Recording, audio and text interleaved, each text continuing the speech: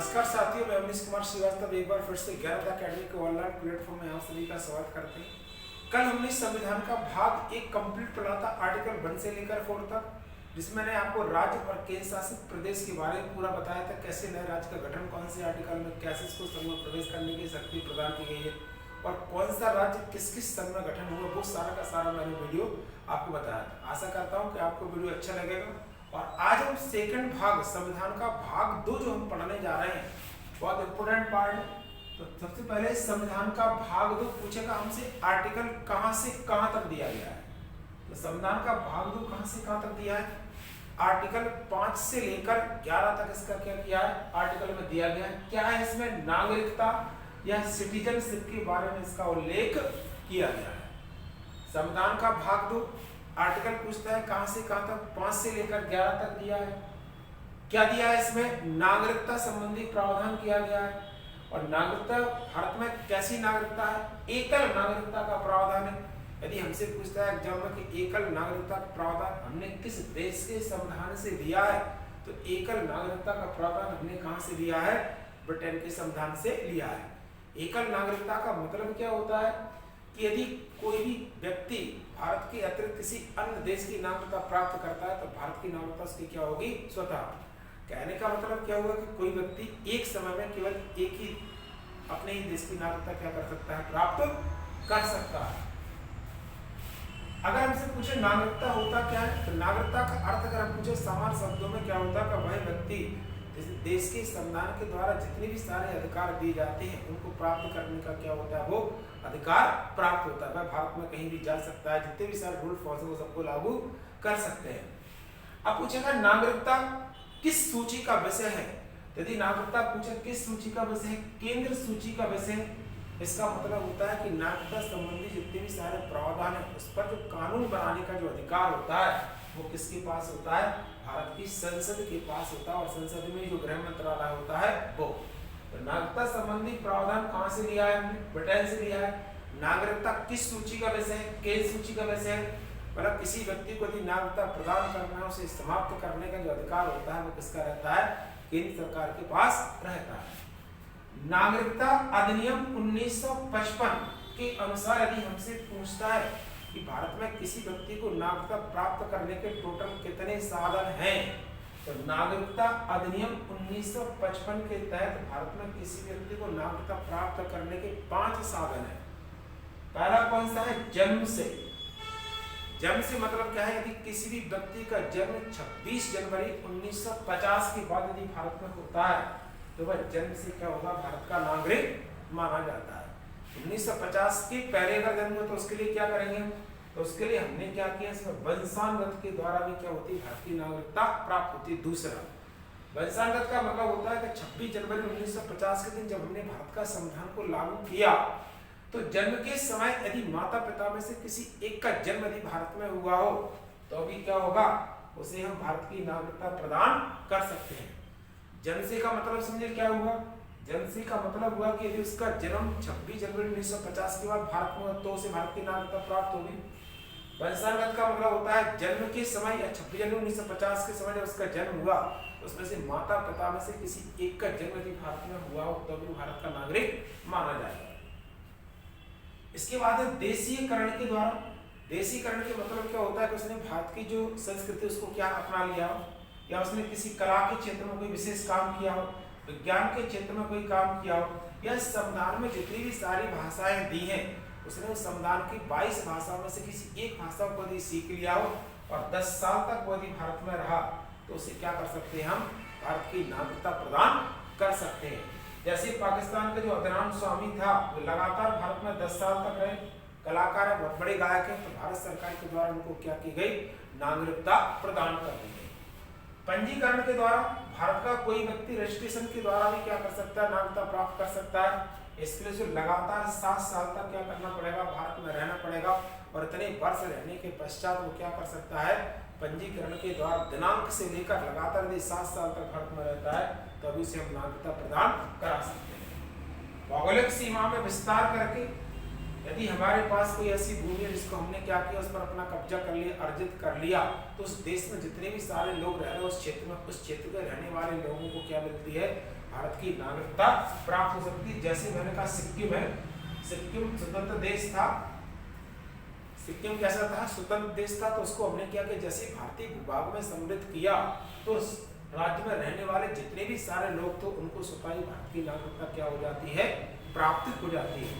तो नागरिकता अधिनियम 1955 के अनुसार यदि हमसे पूछता है कि नागरिकता प्राप्ति के टोटल कितने साधन थे, तो नागरिकता प्राप्ति के टोटल कितने साधन थे, टोटल 5 साधन थे। पहला था जन्म से, दूसरा था वंशानुगत के द्वारा, तीसरा था देशीकरण के द्वारा और चौथा क्या था, पंजीयन के द्वारा नागरिकता प्राप्त कर सकता है। यदि अब जैसी नागरिकता प्राप्ति के साधन 100% वैसी नागरिकता समाप्ति के साधन हो सकते हैं। कैसे समाप्त कर सकता है किसी व्यक्ति की नागरिकता, यदि उसने स्वेच्छा से क्या कोई नागरिकता का क्या कर दिया, परित्याग कर दिया। यदि किसी व्यक्ति ने अपनी इच्छा से नागरिकता परित्याग कर दिया तो अब इसकी नागरिकता क्या हो जाती है, समाप्त हो जाती है। अन्य देश की नागरिकता ग्रहण कर लेगा, हमने पढ़ा है कि भारत में एक नागरिकता का प्रावधान है, किसी अन्य देश की नागरिकता प्राप्त करेगा तो अब इसकी नागरिकता क्या हो जाती है, समाप्त हो जाती है। भारत से लगातार 7 वर्षों के लिए यदि कोई व्यक्ति बाहर चला जाता है तो अब इसकी नागरिकता क्या हो जाती है, समाप्त हो जाती है। और यदि युद्ध के समय यदि कोई शत्रु देश की सहायता करता है, जैसे मैंने कहा भारत चीन का युद्ध हुआ और हमने चीन को अपनी कोई गोपनीय जानकारी वो चीन को दी, तो भी भारत सरकार क्या कर सकती है, उस व्यक्ति की नागरिकता समाप्त कर सकती है। और एक और कौन सा है, छल पूर्वक या कपट पूर्वक, यदि हमने फर्जी डॉक्यूमेंट लगा के यदि नागरिकता प्राप्त की और बाद में हमें इस बात का पता चला कि जिस व्यक्ति ने नागरिकता गलत डॉक्यूमेंट लगा के प्राप्त की, तो अभी हम उस व्यक्ति की नागरिकता को क्या कर सकते हैं, समाप्त कर सकते हैं। ये कुछ नागरिकता प्राप्ति के साधन थे। उसके बाद ये क्या है, नागरिकता समाप्ति के क्या थे, टोटल साधन थे। इसके बाद नागरिकता से संबंधित प्रमुख जो आर्टिकल थे वो कौन कौन से हैं, तो सबसे पहला था नागरिकता का आर्टिकल कौन सा था, आर्टिकल मैंने बताया 5 से लेकर 11 है, कुछ काम के आर्टिकल हम पढ़ेंगे। आर्टिकल 5 में पूछता है क्या है, तो आर्टिकल 5 में क्या है, संविधान के प्रारंभ में नागरिकता के क्या क्या अधिकार थे। प्रारंभ का मतलब क्या होता है, जब भारत का संविधान लागू हुआ, मतलब हम बात कब की कर रहे हैं, 26 जनवरी 1950 की बात कर रहे हैं कि जब लागू हुआ तब क्या, तो तब कौन कौन से अधिकार थे, पहला था जन्म से, दूसरा था वंशानुगत के द्वारा और तीसरा क्या था, संविधान लागू होने के समय मतलब 1950 के बाद जिसका जन्म भारत में हुआ उस सभी को हमने क्या किया, भारत की नागरिकता की श्रेणी में रखा। ऐसे आर्टिकल 6 और 7 में दिया है। 8 में क्या है, भारत से बाहर रहने वाले भारतीय के उद्योग के कुछ व्यक्तियों को नागरिकता हमने क्या कर दी, प्रदान कर दी। भारत से के बाहर जितने भी सारे लोग व्यक्ति रह रहे थे वो वापस यदि भारत में आकर रहने लगे तो उनको भी हमने क्या किया, नागरिकता प्रदान कर दी। आर्टिकल 9 में क्या था, यदि कोई व्यक्ति विदेश में जाके काम कर रहा है और उसने वहीं की नागरिकता प्राप्त कर ली तो उसकी भी नागरिकता क्या हो जाती है, फिर समाप्त हो जाती है। आर्टिकल 10 में था नागरिकों के अधिकार का बना रहना। यदि आपने कोई भी अनुचित काम नहीं किया है, यदि आपने कोई भी ऐसा काम नहीं किया जो संविधान के उल्लंघन करता है तो किसी भी स्थिति में आपकी नागरिकता को समाप्त नहीं कर सकते। आर्टिकल 11 में क्या दिया था कि नागरिकता संबंधी जो कानून बनाने का अधिकार है वो किसके पास है, भारत की संसद के पास है। बहुत इंपॉर्टेंट है, कई बार एग्जाम में पूछता है कि नागरिकता से संबंधित कानून बनाने का अधिकार कौन से आर्टिकल में 11 के अंतर्गत दिया गया है। यदि हमसे पूछे कि नागरिकता संबंधी प्रावधान जो है उसमें कानून बनता है किसके पास है, संसद के पास है। कौन से आर्टिकल में 11 में किसी भी व्यक्ति की नागरिकता को समाप्त करने और उसे नागरिकता प्रदान करने का जो अधिकार होता है वो आर्टिकल 11 के तहत किसके पास होता है, भारत की संसद के पास होता है। बाकी के जितने भी सारे जो आर्टिकल है 5, 6, 7, 8 उसमें क्या दिया है, 6 और 7 में क्या दिया है कि कुछ लोग आज़ादी के समय इंडिया से पाकिस्तान चले गए, फिर उनका मन नहीं लगा तो कुछ लोग वापस आके भारत में रहने लगे, तो उनके लिए नागरिकता का जो प्रावधान है, इंडिया से पाकिस्तान चले गए, फिर पहुंच गए, फिर से वापस आ गए, तो ऐसे सभी लोगों को हमने क्या किया, नागरिकता संबंधी प्रावधान किसके तहत दिया है, 1950 के तहत प्रारंभ में ये अधिकार प्रदान किए गए थे।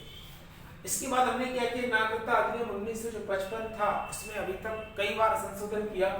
पहली बार इसमें संशोधन कब किया, 1986 में किया। दूसरी बार इसमें संशोधन पूछता है कब किया, 1999 में किया, 2003 में किया, 2005 में किया और 2015 में। तो यदि हमसे पूछे एग्जाम में नागरिकता अधिनियम 1955 जो था जिसके द्वारा हम भारतीय नागरिकता प्रदान करते हैं, उसमें अभी तक टोटल कितनी बार संशोधन किया जा चुका है, तो टोटल अभी तक कितनी बार हो चुका है, 5 बार किया जा चुका है। नागरिकता अधिनियम 1955 में हमने क्या किया, 2003 में संशोधन किया और इस संशोधन के द्वारा क्या किया कि 16 देशों में जो बसे हमारे प्रवासी भारतीय थे, कौन से भारतीय, प्रवासी जो भारतीय थे, उन प्रवासी भारतीयों को हमने भारत के साथ साथ उन देशों की नागरिकता मतलब दोहरी नागरिकता देने का प्रावधान किया है। लेकिन याद रखना है कि इन 16 जो देश थे, इन 16 देशों में पाकिस्तान और बांग्लादेश को सम्मिलित नहीं किया गया।